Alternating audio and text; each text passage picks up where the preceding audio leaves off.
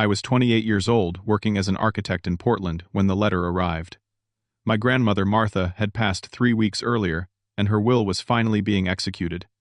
$50,000, left entirely to me. The note attached was written in her shaky handwriting, "For your dreams, not theirs."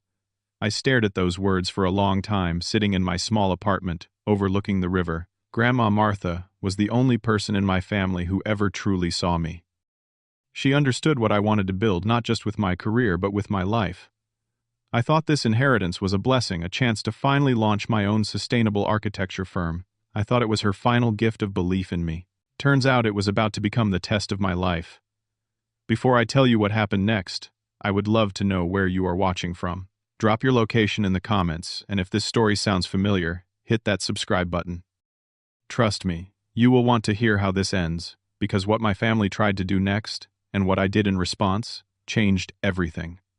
Grandma Martha practically raised me after my mother died when I was 12. Lung cancer took her fast, and my world crumbled. Dad fell apart for a while, and it was Grandma who made sure I ate dinner, helped with homework, tucked me in at night. She would sit on the edge of my bed and tell me stories about building things that lasted, about creating beauty that served a purpose. She was an interior designer back in her day, one of the first women in Oregon to run her own firm. She taught me that good design was not about impressing people, it was about improving lives. When I was 14, Dad remarried. Patricia was nice enough at first, but she had her own agenda. She wanted to create her version of a perfect family, and I did not quite fit the mold. My brother Garrett, 3 years older than me, had always been the golden child.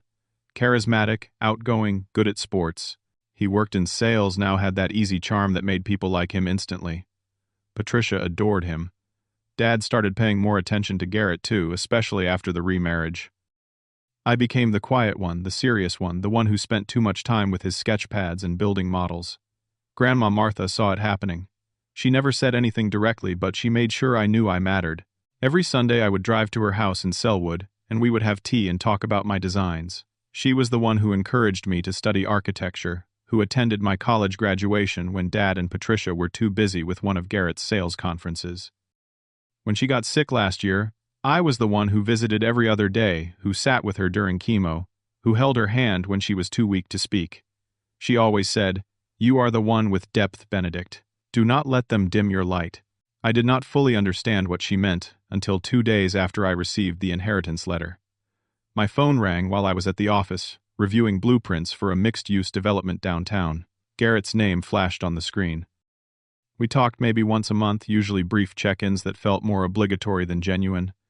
"Benedict, how are you doing, man?" His voice was warm, friendly. "I heard about Grandma's will." "That is amazing. $50,000. You must be thrilled." I should have known right then. Garrett never called just to chat. "Yeah, it is incredible," I said carefully. "I am still processing it." "That is so great. She really loved you." He paused. "Listen, I also wanted to tell you some exciting news. Stephanie and I set a date. We are getting married next June." Stephanie was his fiancée of 2 years. I had met her maybe 3 times. She seemed nice enough, though. Something about her always felt calculated, like she was constantly performing. "Congratulations," I said. "That is really exciting." "Thanks, man. We are planning this amazing wedding in Napa Valley. It is going to be incredible." Vineyard ceremony, reception under the stars. Stephanie has been dreaming about it forever. Another pause. "The thing is, it is a bit more expensive than we initially thought. Venues up there are not cheap." I felt my stomach tighten. "We are figuring it out, though," Garrett continued quickly. "But you know, family helps family, right? We will talk more about it at Sunday dinner. Dad wants everyone there anyway. 6 o'clock at his place." The call ended before I could respond. I sat there staring at my computer screen, not seeing the blueprints anymore. A cold feeling settled in my chest. Sunday dinner at Dad's house was usually manageable if I kept my head down and did not stay too long. The house was a large suburban colonial in Lake Oswego, the kind of place that screamed success. Patricia had decorated it like a magazine spread, all neutral tones and no personality. I arrived exactly at 6. Patricia answered the door, her smile tight and brief. "Benedict." "Come in." No hug, no warmth. That was normal. Dad was in the living room, scrolling through his phone. He looked up and nodded. Good, you are here. Garrett and Stephanie are in the kitchen. I found them pulling wine glasses from the cabinet, laughing about something. Stephanie saw me first. Benedict, we are so glad you could make it. She hugged me, and I caught the scent of expensive perfume. Garrett clapped me on the shoulder. Good to see you, brother. Dinner started normally enough. Patricia had made pot roast. We talked about the weather, about Dad's golf game, about some trip they were planning to Hawaii. I started to relax. Maybe I had misread Garrett's phone call. Then, halfway through the meal, Garrett set down his fork and looked at me with that salesman's smile. So, Benedict, I mentioned to Dad and Patricia about your inheritance. That is really something. $50,000. Everyone's attention turned to me. Aunt Susan told me the exact amount, Garrett continued. Aunt Susan was Grandma's daughter, my father's sister. She said, Grandma really wanted you to have something special. That was generous of her, Patricia said, though her tone suggested otherwise. Stephanie leaned forward, her eyes bright. We have been talking about the wedding, and we are so excited to share our vision with everyone. She pulled out her phone, swiping through photos. Look at this venue. It is called Meadowbrook Estate. They have these gorgeous gardens and this terrace that overlooks the vineyards. The ceremony would be right here at sunset. She kept swiping. Photos of elaborate floral arrangements, a multi-tiered cake, photos of a band setup. We want it to be perfect. Something everyone will remember forever. Garrett jumped in. The thing is, the venue alone is $15,000. Then there is catering, photography, the band, flowers, all of it. We have been saving, but we are a bit short. I felt it coming like a wave about to crash.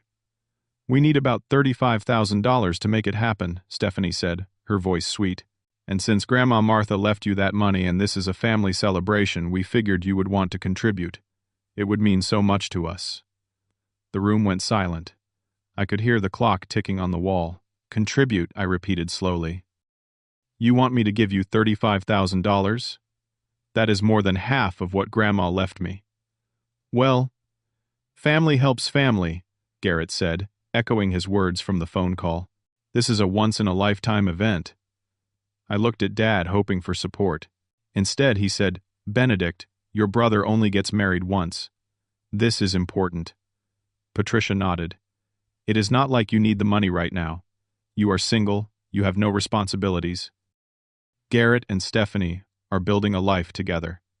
My mouth went dry. I have plans for that money. I am starting my own firm. I have been working toward this for years. Garrett actually laughed. Come on, man. You have been talking about starting a firm since college. This is actually happening. Our wedding is in 8 months. Stephanie's eyes got watery. It looked rehearsed. We just want our family there to celebrate with us. We want it to be beautiful. Is that so wrong? I felt trapped. 4 pairs of eyes on me, all expecting me to say yes. The quiet, accommodating Benedict who never made waves. I need time to think about this, I managed to say. Dad's face hardened. What is there to think about? It is family. I just need time, I repeated. The rest of dinner was awkward. I left as soon as I could, claiming an early morning at work. As I drove home, my hands shook on the steering wheel. Was I being selfish? Was I wrong to want to keep the money Grandma had left specifically to me? The next morning, my phone started buzzing before I even got to the office. Text messages from family members I barely talked to. Aunt Susan heard about Garrett's wedding. Your grandmother would want you to support family. A cousin I had not spoken to in 2 years. Pretty cool that you can help make Garrett and Stephanie's day special. Patricia sent me an email with the subject line, Family Unity. Inside were links to articles about the importance of putting family first, about generosity, about not letting money divide loved ones. By lunch, Dad called. His voice was stern, the tone he used when I was a kid and had disappointed him. Benedict, I do not know what you are thinking, but you are being difficult about this. Garrett is your brother. This is not a lot to ask. It is more than half of my inheritance, I said, trying to keep my voice steady. Money your grandmother left you, yes. But family is more important than money. I raised you better than this. The call ended badly. I sat in my office staring at building plans I could not focus on. My best friend Marcus texted, asking if I wanted to grab lunch. We had been friends since college, and he was one of the few people who understood my family dynamics. Over sandwiches at a food cart near Pioneer Square, I explained everything. Marcus listened, then shook his head. That is manipulation, Benedict. Classic guilt-tripping. Your grandmother left that money to you for a reason. But what if I am being selfish? I asked. Selfish would be if you spent it on luxury cars and vacations. You want to start a business. That is what the money was meant for. He pointed at me with his sandwich. And by the way, how did they even know the exact amount? That is private information. He was right. Aunt Susan must have told them.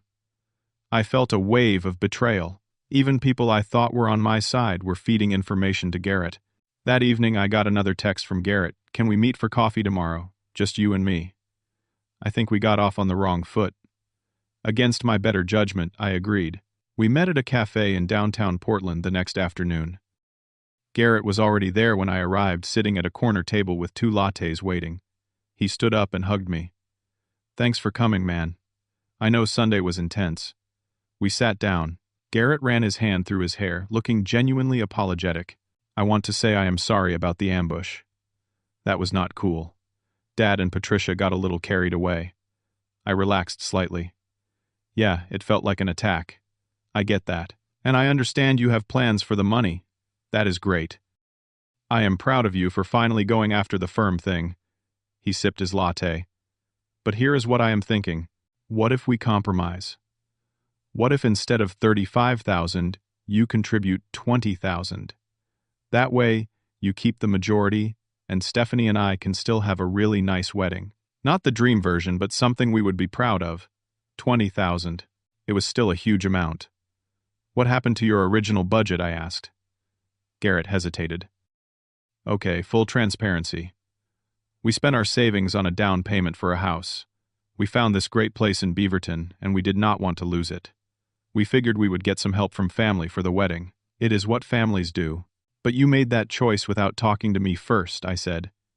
You spent your money, then expected me to cover your wedding. His expression shifted just for a second. A flash of irritation. I am your brother, Benedict. I should not have to beg you for help. Then he caught himself, the mask sliding back into place.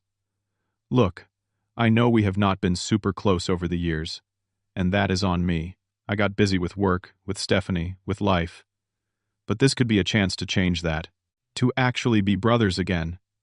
Do you remember when we were kids before Mom died? We were close then. The mention of our mother hit exactly where he intended. I did remember. Garrett had been my protector back then, the big brother who made sure I was okay. This could bring us together, Garrett continued. Help me out, come to the wedding, be my best man. Let us rebuild what we lost. I wanted to believe him. I wanted that brotherhood back. I will think seriously about it, I heard myself say. Garrett's face lit up. He reached across the table and grabbed my hand. I knew you would come through. You are a good brother, Benedict. I mean that. As we left the cafe, he hugged me again. I will text you the account details for where you can transfer the money. No rush. Take a week or two. I drove home feeling more confused than ever. Part of me wanted to help. Part of me screamed that something was wrong. 3 days later, I was at a furniture store in Tigard looking at desks for my future office. I had decided to at least start shopping to make the firm feel real. I was in the back section when I heard familiar voices. Stephanie, and an older woman I recognized as her mother, Carol. They were looking at decorative items, expensive vases, and picture frames. I started to walk over to say hello, but something in Stephanie's tone made me stop. I ducked behind a bookshelf display. Once we get Benedict's money, we can upgrade to the premium package at the venue, Stephanie was saying. The one with the better catering and the live band instead of the DJ? Carol laughed. Are you sure he will give it to you? Oh, Garrett has his whole family guilting him into it. He will cave. He always does what his daddy wants. Apparently he has been the family doormat his whole life. But what if he does not? Stephanie's voice turned cold. Then Garrett will just cut him off. It is not like Benedict has any other family besides them. He will fall in line. They both laughed and moved to another aisle. I stood there frozen. My heart pounded so hard I could feel it in my throat. Everything clicked into place. The pressure campaign. The emotional manipulation. Garrett's sudden interest in rebuilding our relationship. It was all calculated.